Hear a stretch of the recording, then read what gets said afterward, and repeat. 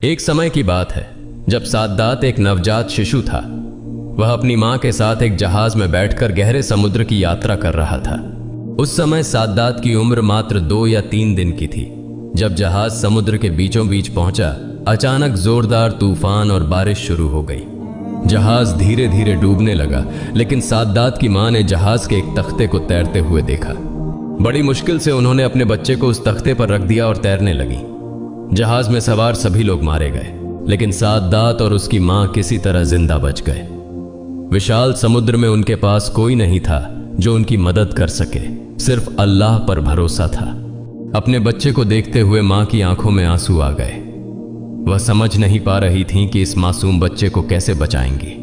उनका दिल बेचैन हो गया था। तभी अल्लाह रब्बुल आलमीन ने फरिश्ता अजराइल को बुलाया और कहा, ऐ अजराइल, उस गहरे समुद्र में जाओ जहां मां और बच्चा जिंदा हैं। अब जाकर उस मां की जान निकाल लो। अजराइल फरिश्ता तुरंत समुद्र के बीच पहुंचा, जहां उसने देखा कि मां अपने बच्चे को प्यार कर रही थी और उसे दूध पिला रही थी। बच्चे को बचाने की हर संभव कोशिश कर रही थी। यह देखकर अजराइल को थोड़ा दुख हुआ। उसने सोचा, ऐ अल्लाह, अब इस मां की जान लेनी है, लेकिन इस बच्चे का क्या होगा। दर्द भरे दिल से अजराइल ने मां की जान ले ली और वहां से चला गया। अल्लाह के आदेश से समुद्र शांत हो गया और बच्चा धीरे धीरे तैरते हुए जंगल के किनारे पहुंच गया। बच्चा भूख के कारण रो रहा था। उस जंगल में एक बड़ा बाघ और बाघिन रहते थे। उनका भी बच्चा था, लेकिन उनके बच्चे मर गए थे। अल्लाह के आदेश से बाघ बच्चे के पास आया और उसे देखकर उसकी ममता जाग उठी। बाघिन ने बच्चे को दूध पिलाया और इस तरह एक दिन बीत गया। अगले दिन एक मछुआरा मछली पकड़ने के लिए उस जंगल के पास से गुजर रहा था। अचानक उसकी नजर उस बच्चे पर पड़ी। बच्चे को देखकर मछुआरे को बहुत दया आई। उसने कहा, हे अल्लाह, यह बच्चा कितना सुंदर है। नहीं जानता यह बच्चा किसका है और ऐसी जगह पर यह कैसे जीवित है जहां इसके पास खाने के लिए कुछ भी नहीं है। इन विचारों में खोए मछुआरे ने अंततः बच्चे को उठा लिया और उसे अपने कबीले के सरदार के पास ले गया। सरदार बच्चे को देखकर बहुत प्रभावित हुआ और उसने पूछा, यह बच्चा कहां से मिला? क्या तुम जानते हो कि इसके माता पिता कहां हैं? हमें इसे उसके माता पिता को लौटाना चाहिए। मछुआरे ने जवाब दिया, सरदार जी, मैं जब जंगल के पास से गुजर रहा था तब मैंने इसे एक पेड़ के नीचे रोते हुए पाया। इसके आसपास कोई नहीं था। मुझे लगता है कि इसके माता पिता अब इस दुनिया में नहीं रहे। इसे देखकर मुझे बहुत दया आई, इसलिए मैं इसे आपके पास लाया हूं। सरदार ने कहा, ठीक है, मेरे पास कोई बच्चा नहीं है। इस बच्चे की जिम्मेदारी अब मैं उठाऊंगा। आज से मैं इसे पालूंगा। इस तरह साद्दात बड़ा होने लगा। जब वह 8-9 साल का हुआ तो अन्य बच्चों के साथ खेलता। वह बहुत ही सुंदर और स्वस्थ था। उसकी मासूमियत सभी को आकर्षित करती थी। वह बेहद बहादुर और चालाक था। एक दिन वह मैदान में खेल रहा था। तभी अचानक उसने देखा कि कुछ सैनिक बगल की सड़क से गुजर रहे थे। यह देखकर सभी लोग डर के मारे भाग गए, लेकिन बच्चा साद्दात वहीं खड़ा रहा। उन सैनिकों में से एक की एक आंख अंधी थी। उसे पता था कि सुरमा अंधापन दूर करने में एक महान औषधि है, इसलिए वह जहां भी जाता सुरमा की तलाश करता। सड़क के किनारे से गुजरते समय उस अंधे सैनिक को एक सुंदर डिब्बा दिखाई दिया। जब उसने उसे उठाकर देखा तो वह सुरमे का डिब्बा था, जिससे वह बहुत खुश हुआ। सैनिक ने डिब्बा खोलकर सुरमा अपनी आंखों में लगाने का प्रयास किया। तभी एक और सैनिक ने कहा, आप सुरमा लगाने से पहले इसे जांच लीजिए, इसमें कोई हानिकारक तत्व हो सकता है। तब वह सैनिक बोला, इसे कैसे जांचें? तभी एक और सैनिक ने कहा, वहां देखो, वह बच्चा खड़ा है, उसे जांच करवाओ। तब उस सैनिक ने बच्चे से कहा, तुम यहां क्यों खड़े हो? इधर आओ। बच्चा बिना डरे आगे आया और बोला, आपने मुझे क्यों बुलाया? मैंने कुछ नहीं किया। सैनिक ने कहा, यह सुरमा अपनी आंखों में लगाओ। बच्चा बिना डरे सुरमा अपनी आंखों में लगाने लगा। सुरमा लगाते ही उसकी अंतरात्मा की आंखें खुल गईं। अब वह दुनिया की हर वस्तु को देख सकता था, यहां तक कि धरती के नीचे छिपा सोना, चांदी, हीरे और अन्य कीमती खजाने भी। वह बच्चा बहुत चालाक था। केवल चालाक ही नहीं, बल्कि धोखेबाज भी था। उसने सोचा, यह सब इन्हें नहीं बताया जा सकता, मुझे कुछ और कहना होगा। उधर एक सैनिक बोला, तुम कुछ कह क्यों नहीं रहे हो? तुम्हें क्या हुआ? तभी बच्चा झूठी एक्टिंग करते हुए रोने लगा और बोला, सुरमा लगाने से मेरी आंखों में बहुत तेज दर्द हो रहा है, मेरी आंखें जल रही हैं, अब मैं क्या करूं? आपने मुझे क्या दिया? यह सुनकर एक सैनिक ने अंधे सैनिक से कहा, लगता है सुरमे में कोई मिलावट है, यह असली सुरमा नहीं है। इसके बाद उन्होंने सुरमे का डिब्बा फेंक दिया और वहां से डर के मारे भाग गए। बच्चा तुरंत वह सुरमे का डिब्बा उठाकर अपने घर आ गया। घर आकर उसने अपने पिता से कहा, पिताजी, मुझे एक ऐसी चीज मिली है जिससे हम बहुत जल्दी राजा बन सकते हैं। तब उसके पिता ने कहा, क्या मिला है? तब बच्चे ने कहा, पिता, मुझे एक ऐसा सुरमा मिला है जिसे लगाने से धरती के नीचे छिपा सोना, चांदी, हीरे मोती सब कुछ दिखाई देने लगता है। तब उसके पिता ने कहा, यह तो बहुत खुशी की बात है बेटे, तुम्हें अब कोई डर नहीं है। मेरे पास बहुत से लोग हैं और अनगिनत घोड़े और गधे भी। तुम आंखों में सुरमा लगाकर चलो, जहां भी तुम सोना चांदी का खजाना देखोगे हमें बता देना, हम उसे उठा लेंगे। इस तरह 10 साल बाद वह बच्चा जब एक युवा बन गया तो अचानक एक दिन सरदार की मृत्यु हो गई। सरदार की मृत्यु के कुछ दिनों बाद किसी ने कहा, अब हमारा सरदार कौन बनेगा? तभी एक और व्यक्ति ने कहा, चूंकि हमारे सरदार ने उसे पाला पोसा और बड़ा किया है तो यही युवक सरदार बनेगा। सभी की सहमति से उस युवक को सरदार बनाया गया। कुछ समय बाद युवक साद्दात बहुत अहंकारी हो गया, क्योंकि उसके पास बहुत धन दौलत थी। वह किसी की परवाह नहीं करता था, यहां तक कि देश के बादशाह की भी परवाह नहीं करता था। इस तरह कुछ सालों बाद उसने अपने प्रशिक्षित सैनिकों की मदद से देश के बादशाह को हरा दिया और खुद देश के सिंहासन पर बैठ गया और सत्ता अपने हाथ में ले ली। जो कभी एक असहाय बच्चा था वह आज देश का शासक बन गया। एक दिन बादशाह साद्दात ने अपनी राजसभा में मंत्रियों, वजीरों और सभी अधिकारियों को बुलाकर कहा, मेरे पास धन दौलत, सोना चांदी, हीरे जवाहरात, हाथी घोड़े गधे सहित कुछ भी कमी नहीं है। मेरी जैसी सुंदर सूरत है और मेरे पास जितना धन है, क्या मैं खुदा बनने के योग्य नहीं हूं? वहां मौजूद सभी मंत्रियों और वजीरों ने एक साथ कहा, बिल्कुल, जिसके पास इतना धन दौलत, महल, हाथी घोड़े हैं, अगर तुम खुदा नहीं बनोगे तो इस दुनिया में खुदा बनने के योग्य और कौन हो सकता है? इतना सुंदर खजाना और इतने सारे कर्मचारी, हर चीज तुम्हारे पास है, तो तुम खुदा बनने के योग्य हो। तब बादशाह साद्दात का घमंड और बढ़ गया।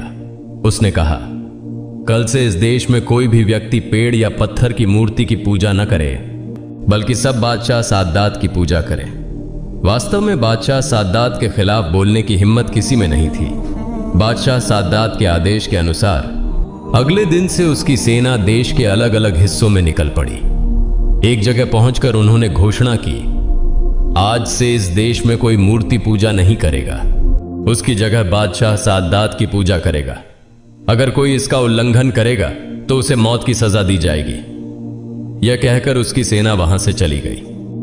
उधर हजरत हूद अलैहिस्सलाम सभी को मूर्ति पूजा छोड़कर अल्लाह के रास्ते पर आने और उसकी इबादत करने की दावत दे रहे थे। लेकिन बादशाह साद्दात की सेना से ऐसी बातें सुनने के कुछ दिनों बाद हजरत हूद अलैहिस्सलाम खुद बादशाह साद्दात के दरबार में आ पहुंचे। हजरत हूद अलैहिस्सलाम ने कहा, हे बादशाह साद्दात, सुना है तुम लोगों से अपनी पूजा करने को कह रहे हो, तुम खुदा होने का दावा कर रहे हो, तुम्हें इतनी हिम्मत किसने दी? अब भी समय है, एक अल्लाह पर ईमान लाओ। हजरत हूद अलैहिस्सलाम की बहादुरी देखकर शाही दरबार में सब हैरान रह गए, जिससे पूरा देश, वजीर नाजिर, मंत्री और यहां तक कि खुद बादशाह की बीवी भी खौफ में रहती थी। वहीं एक दरवेश उसे नसीहत दे रहा था। कोई नहीं समझ पा रहा था कि यह व्यक्ति कौन है। बगल में खड़े मंत्री ने कहा, हुजूर, यह व्यक्ति कौन है जो आप पर बातें कर रहा है? इसकी हिम्मत तो कम नहीं है। तब बादशाह साद्दात बहुत गुस्से में आ गया और गरजते हुए चिल्लाया, मैं तुम्हारे अल्लाह को क्यों मानूं? मैं खुद ही खुदा हूं। तब हजरत हूद अलैहिस्सलाम ने कहा, अल्लाह परम कृपालु हैं, वह तुम्हें दुनिया में खुश रखेंगे और मौत के बाद तुम्हें जन्नत में जगह देंगे। यह सुनकर बादशाह साद्दात हंसते हुए बोला, तुम्हारा अल्लाह मुझसे भी ज्यादा खुशहाल है। हजरत हूद अलैहिस्सलाम ने कहा, बेशक अल्लाह ने नेक बंदों के लिए जन्नत तैयार की है। मरने के बाद आखिरत में वह जन्नत नसीब होती है जहां बेमिसाल सौंदर्य और बेइंतहा सुख है। वहां कुछ भी कमी नहीं है। वहां हूरें होंगी, खाने की लजीज चीजें होंगी जो दुनिया के हर खाने से अलग होंगी। वहां शहद और दूध की नदियां बहेंगी। यह सुनकर बादशाह साद्दात हंसते हुए बोला, छोड़ो अपने अल्लाह की जन्नत की कहानियां। ऐसी अजीब और गरीब कहानियां मैंने बहुत सुनी हैं। हजरत हूद अलैहिस्सलाम ने कहा, यह कोई झूठी कहानियां नहीं हैं, ये सब सच्ची हैं। अल्लाह की बेमिसाल जन्नत तुम्हें पसंद नहीं आती? तब साद्दात घमंड में बोला, मैं तुम्हारे अल्लाह के सामने सिर क्यों झुकाऊं? क्या मैं तुम्हारे अल्लाह जैसा जन्नत नहीं बना सकता? मेरे पास तो किसी चीज की कमी नहीं है। हजरत हूद अलैहिस्सलाम ने कहा, बादशाह साद्दात, तुम्हारा दिमाग खराब हो गया है, नहीं तो तुम ऐसी बातें नहीं कहते। अल्लाह जो कर सकते हैं वह दुनिया का कोई इंसान कभी नहीं कर सकता। साद्दात ने घमंड से हंसते हुए कहा, मूर्ख लोग ऐसी बातें करते हैं, मैं यकीनन कर सकता हूं। मेरे पास दौलत आता रहता है। कर्मचारी, किसी चीज की कमी नहीं है। मैं तुम्हारे अल्लाह की तरह एक जन्नत बनाकर दिखाऊंगा। साद्दात की बातें सुनकर हजरत हूद अलैहिस्सलाम ने गुस्से से कहा, मूर्ख बादशाह, तुम्हारा यह बड़ा घमंड और यह दावा अल्लाह कतई बर्दाश्त नहीं करेगा। सद्दात उस समय बहुत गुस्से में आकर हजरत हूद अलैहिस्सलाम को वहां से निकाल दिया। कुछ दिनों बाद बादशाह सद्दात ने अपने सारे वजीर, नाजिर, मंत्री और कर्मचारियों को बुलाकर कहा, मैं इस दुनिया में एक स्वर्ग बनाने का संकल्प लिया हूं, इसलिए तुम लोग उपयुक्त स्थान की तलाश करो। हुक्म मिलते ही पूरे देश की सेना जगह की खोज में निकल पड़ी। काफी खोजबीन के बाद एक जगह सभी को पसंद आई। यह खबर देने के लिए वे सभी जल्दी से राज दरबार में पहुंचे।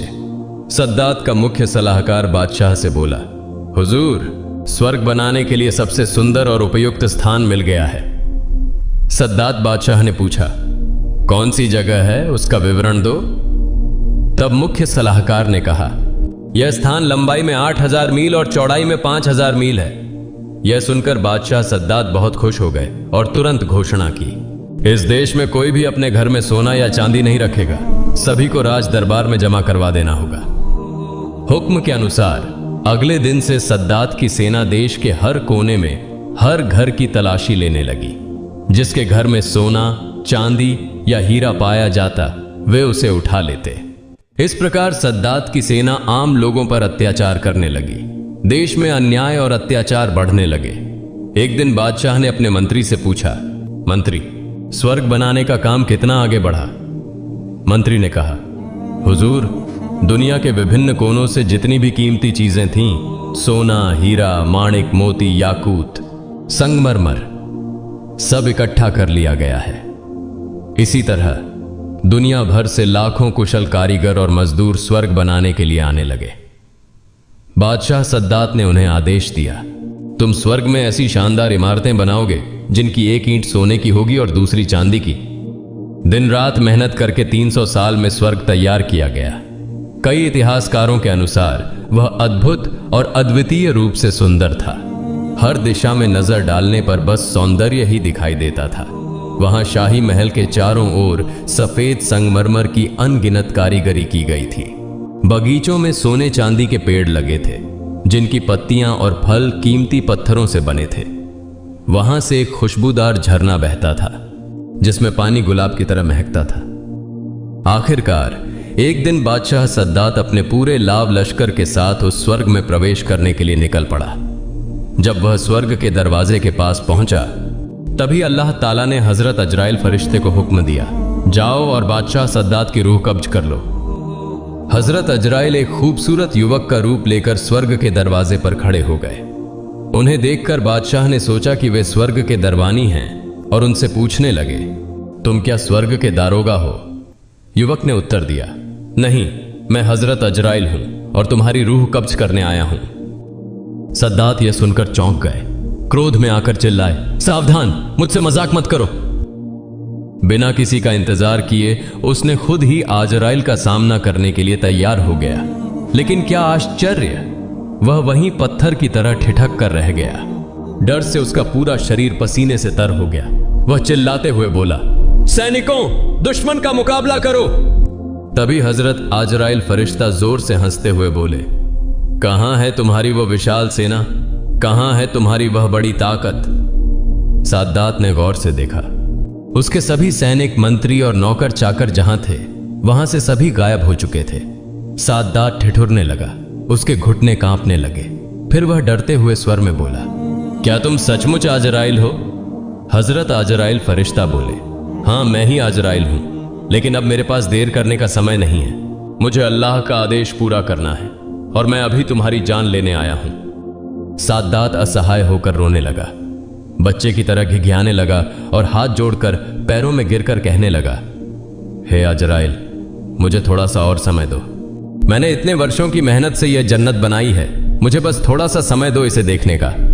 हजरत आजराइल फरिश्ता ने सख्त आवाज में कहा, खबरदार, एक कदम भी आगे मत बढ़ाना। साद्दात ने जोर जोर से रोना शुरू कर दिया। उसी अवस्था में हजरत आजराइल फरिश्ता ने उसकी जान ले ली। फिर अचानक एक भयंकर और जोरदार आवाज के साथ साद्दात का बनाया हुआ वह शानदार जन्नत पूरी तरह से धरती में मिल गया। धरती पर उसकी कोई निशानी बाकी नहीं रही। धरती पर घमंड का यह परिणाम होता है और यह लोगों के दिलों में बस एक सबक बनकर रह गया। एक दिन हजरत आजराइल फरिश्ता अल्लाह के दरबार में हाजिर हुए और कहने लगे, मैं आपकी आज्ञा से लोगों की जान लेता हूं और मुझे कभी कोई ममता नहीं आती, लेकिन 2 बार ऐसा हुआ जब मुझे जान लेते समय थोड़ा अफसोस हुआ। उनमें से एक वह महिला थी जो समुद्र में जहाज के डूबने के बाद अपने बच्चे के साथ एक लकड़ी पर तैर रही थी और तभी आपने उसकी जान लेने का हुक्म दिया। तब मुझे उस बच्चे के लिए बहुत दया आई कि अब उसका क्या होगा, उसे कौन दूध पिलाएगा, कौन उसकी देखभाल करेगा। और दूसरा था वह बादशाह जिसने सैकड़ों वर्षों की मेहनत से एक अद्भुत जन्नत बनाई थी। जब वह उसमें प्रवेश करने ही वाला था तब आपने मुझे उसकी जान लेने का हुक्म दिया। मुझे बहुत बुरा लगा कि उसने अपनी बनाई हुई जन्नत को एक पल के लिए भी नहीं देख पाया। हजरत आजराइल फरिश्ता की यह बात सुनकर अल्लाह रब्बुल आलमीन ने कहा, हे आजराइल, जिसके लिए तुम्हें दया आई, जिसके लिए तुम अफसोस कर रहे हो, वह वही बच्चा है जिसकी मां की जान लेने पर तुम्हें समुद्र में दया आई थी। वह बच्चा बड़ा होकर मेरा नाफरमान बना, घमंड किया और मुझे इनकार किया। उसने मेरे आदेशों का विरोध किया, इसलिए मैंने उसे उसकी जन्नत में कदम रखने का मौका नहीं दिया, बल्कि उसके अंदर प्रवेश करने से पहले ही सब कुछ नष्ट कर दिया। प्रिय दर्शकों, इस घटना से हमें सीख लेनी चाहिए। अगर अल्लाह की दी हुई नेमतों का हम नाजायज इस्तेमाल करें, अल्लाह की नाफरमानी करें और घमंड करें, तो इसका अंजाम बहुत बुरा होता है। हम इस दुनिया में अल्लाह की दी हुई नेमतों के बीच रहते हुए भी लगातार उसकी नाफरमानी कर रहे हैं। हमें इन बुराइयों से बचना चाहिए और सही रास्ते पर चलने की कोशिश करनी चाहिए। अल्लाह ताला हमें घमंड, लालच, सूद, रिश्वत और हराम से दूर रखे और हमें पैगंबर मोहम्मद सल्लल्लाहु अलैहि वसल्लम के दिखाए हुए रास्ते पर चलने की तौफीक दे। आमीन।